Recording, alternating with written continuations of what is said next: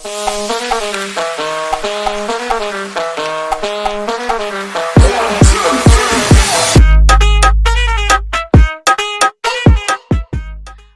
আমরা আছি true brands অরণ্য বাংলা ফাউন্ডেশনের তরফ থেকে বঙ্গশ্রেষ্ঠ পুরুষ সম্মান 2024-এ, যেখানে আমার সাথে আছেন একজন সোশ্যাল অ্যাক্টিভিটিস্ট মিস্টার বিকি সাহা। তো আমরা তার কাছ থেকে একটু তার অনুপ্রেরণা, তার কিভাবে এই সোশ্যাল অ্যাক্টিভিটিতে আসা, তো সেই সম্পর্কে একটু জেনে নেব। তো কেমন ভাবে আপনার ইন্সপিরেশন কোথা থেকে পেয়েছিলেন? ওর কোনো ইন্সপিরেশন ছিল না। ব্যাপারটা হচ্ছে যে আমি নিজের জীবনে প্রচুর দিন না খেতে পেয়ে ঘুমিয়েছি। তো ওই সময়কালের যে না খেয়ে, আমি জানি না আপনি কখনো ঘুমিয়েছেন কিনা, না খেয়ে ঘুমোতে না মিডনাইট, আমরা যেটাকে এখন খুব ইংরেজি ভাষায় মিডনাইট ক্রেভিং বলি, যে সারাদিন যার খাবার জোটে না তার রাত্রিবেলা না পেটে অসম্ভব ব্যথা হয়। তো ওই ব্যথাটায় কাটা পাঠার মতো দাপড়াতে হয়। I have went through that feel. তো যখন আস্তে আস্তে একটু বড় হয়েছি, মনে হয়েছে রোজগার করতে পারি, রোজগার করা শুরু করেছি, কলকাতা শহর চেনা শুরু করেছি পড়াশোনার সূত্রে। আমার প্রথম কলকাতায় হেদুয়া পার্কের পাশে, অনেকদিন 2012-13 সাল হবে, আহ বেশ কয়েকটা বাচ্চাকে দৌড়তে দেখি, মানে উইদাউট এনি ক্লোথ। তো না, তখন ওদেরকে এক প্যাকেট বিস্কিট কিনে দিয়েছিলাম, জাস্ট ভালো লাগার জায়গা থেকে। তো আমি দেখেছিলাম, যেটা আমাকে প্রথম মানে বাধ্য করে এই সেক্টরটা নিয়ে ভাবতে, সেটা যে এক প্যাকেট বিস্কিট 4-5 জন মিলে উইথ সাম সেকেন্ডস ওরা শেষ করে ফেললো। তো খিদের মর্মটা জ্বালাটা। ঠিক ওখানে, খিদের জ্বালাটা ঠিক ওটা। তো আমি তারপরে আস্তে আস্তে আস্তে আস্তে কিছু পত্র পত্রিকায় যোগাযোগ ছিল, আমি সিনিয়রদের জিজ্ঞেস করা শুরু করলাম। করতে করতে আমি জানলাম কলকাতা শহরে প্রত্যেক রাত্রিবেলা প্রায় 10,000 লোক না খেতে পেয়ে ঘুম। সেখান থেকে আমাদের কাজ শুরু, কালেকশন শুরু। যার বাড়িতে যে কোনো রকম অনুষ্ঠান হয় আমরা সেখান থেকে কালেক্ট করি খাবার, এক্সট্রা খাবার। সেগুলো কলকাতা শহরের কাউকে না কাউকে পৌঁছে দিই।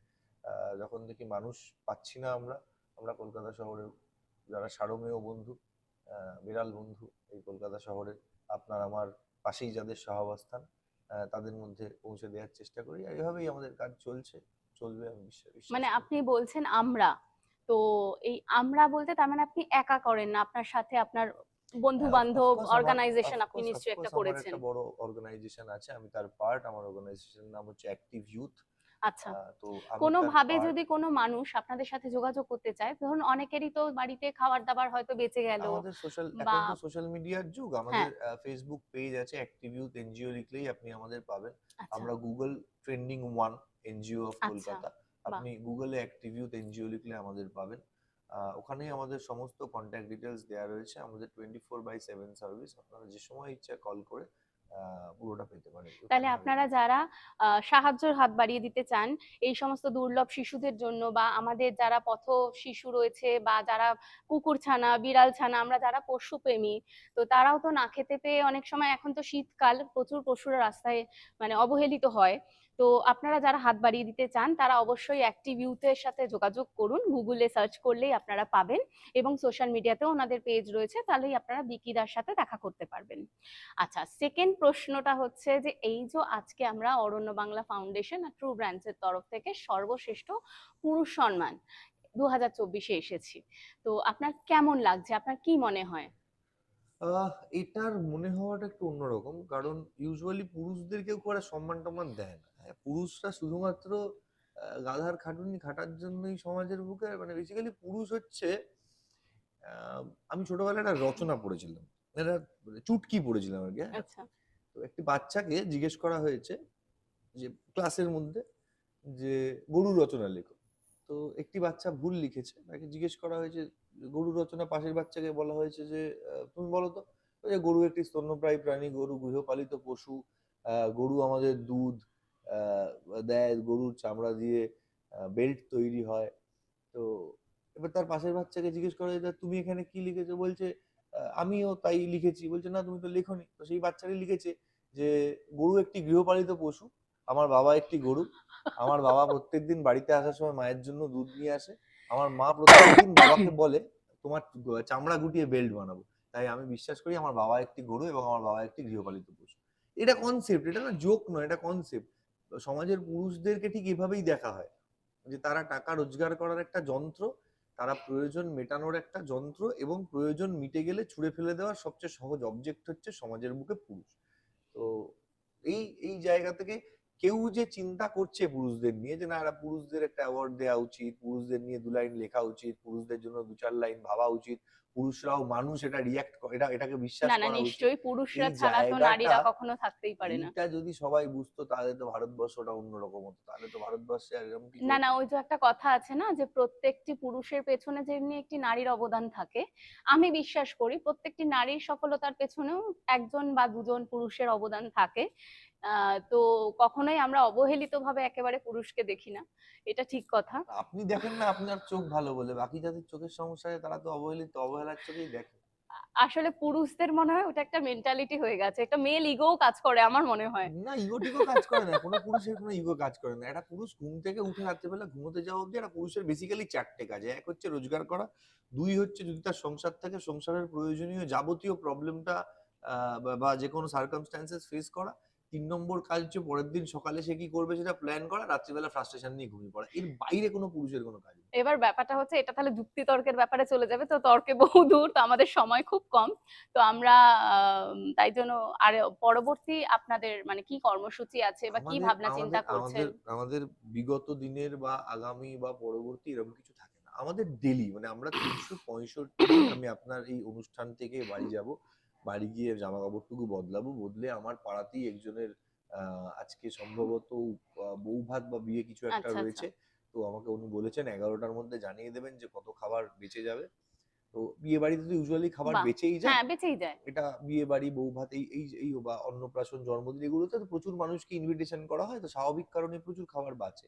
তো আমি এখান থেকে বেরিয়ে বাড়ি গিয়ে বালতি গামলাগুলো স্টোর করে, যে ছেলেটি আমাদের ছোটা হাতি নিয়ে আসেন, আমার ছোটা হাতি বন্ধু, তার সঙ্গে যোগাযোগ করে তৈরি হয়ে থাকবো। 11:30-12টা বাজলে দিব্য যাদের বাড়িতে খাবার বেঁচে গেছে সে খাবারগুলো কালেক্ট করে কলকাতা শহরে নিয়ে বেরিয়ে পড়বো, যেটা না, এটাই আমাদের আমি রেগুলারের কাজ। মানে আমি যেটা প্রশ্নটা করতে চাইছিলাম যে আপনাদের ভবিষ্যৎ পরিকল্পনা কি, সেটা হচ্ছে হ্যাঁ, ভবিষ্যৎ পরিকল্পনা মানে যদি বলেন, ভবিষ্যৎ পরিকল্পনা আমাদের ইচ্ছে আছে আমরা একটা ড্রাইভ করব আমরা, বা রাজ্য সরকার, কেন্দ্রের সরকার সকলের কাছেই অনুরোধ রাখবো যে আমরা এমন একটা শহর তৈরি করতে চাইবো, আমাদের স্বপ্ন এমন একটা কলকাতা শহর তৈরি হবে, যে কলকাতা শহরে আহ, একটা দিন আমরা আনবো যেদিন আর কেউ না খেয়ে শোবে না।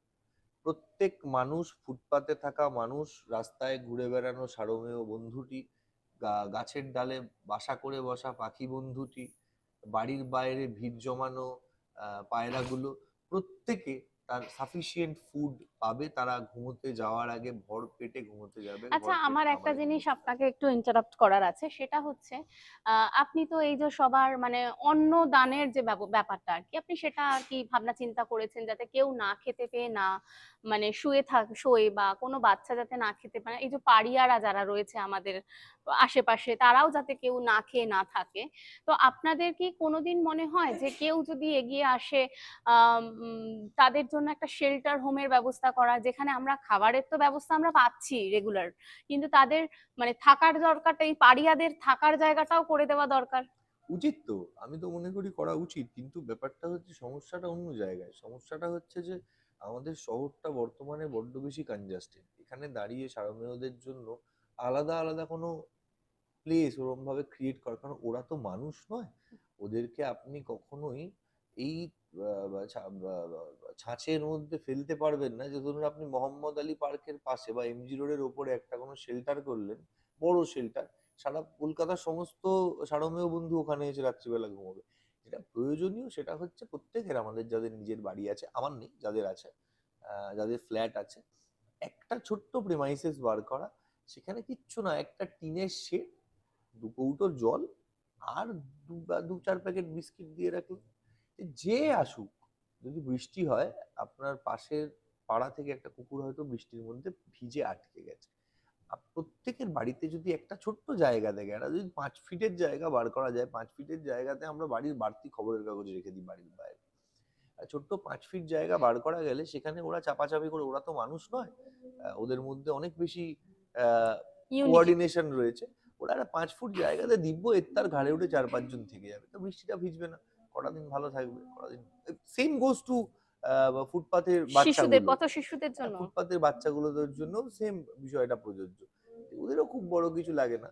একটু ছোট করে একটা জায়গা যদি রাখা যায় বা প্রত্যেকে যদি আমরা দায়িত্ব নিই যে প্রত্যেক দিন আমরা একটা বাচ্চাকে চলার পথে, আমার পাড়ার হতে পারে, পাশের পাড়ার হতে পারে, আর কলকাতা শহরে এসে একটা বাচ্চাকে আমি ২ প্যাকেট বিস্কিট খাইয়ে দেবো, ২ টো জামা কিনে দেবো। এটার দায়িত্ব একটা মানুষ নিক না, যে বছরের ৩৬৫ দিনের মধ্যে ১০ দিন জামা দেবো, প্রতিদিন রুটি খাওয়াবো একবেলা করে, আর অথবা ২ প্যাকেট করে বিস্কিট দেবো, একটা করে বই দেবো। সারা বছর একটা বাচ্চার পেছনে ২,০০০ থেকে ৩,০০০ টাকা যদি একটা মানুষ খরচ করে, সেই বাচ্চারা কোনো দিন না খেয়ে থাকবে না, গ্যারান্টি আছে। আমি তথ্য দিয়ে আপনাকে বলে দিতে পারি। সারা বছরে ২,০০০ টাকা প্রচুর মানুষের অকারণ খরচ হয়, কোনো কারণ ছাড়া। তো সেই ২,০০০ টাকা সারা বছর আপনি যদি ঠিক ঠিক গাইডেন্সে খরচ করেন, আপনার কোনো এনজিও লাগবে না, আপনার বিকি সাহাকে লাগবে না, আপনার কোনো অর্গানাইজেশন লাগবে না। আপনি নিজের মানসিকতা এবং নিজের মানবিকতাকে এক জায়গায় রেখে যদি করতে পারেন, আমি বলছি দেখবেন everything will be very fine very soon. তাহলে আমরা শুনলাম বিকিদার কাছ থেকে, বিকিদার থেকে অনুপ্রেরণা পেলাম অনেকেই। তো আমি বলবো, অনুরোধ করব সবার কাছে, যারা এরকম ভাবে পাড়িয়াদের, যারা আমাদের আশেপাশে প্রতিবেশী কুকুরছানা বিড়ালছানা রয়েছে, যারা পোষ্য পছন্দ করেন, তারা যদি পারেন তাহলে বিকিদা যেটা বললেন সেই শেল্টারটা যদি একটু তাদেরকে দিতে পারেন, এবং পথশিশু যারা রয়েছে তাদের খাবারের ব্যবস্থা বা এই পোষ্যদের খাবারের ব্যবস্থা আপনারা যদি এগিয়ে আসতে চান, তাহলে অ্যাক্টিভ ইউথের সাথে যোগাযোগ করুন, বিকিদার সাথে যোগাযোগ করুন। অসংখ্য ধন্যবাদ। Thank you.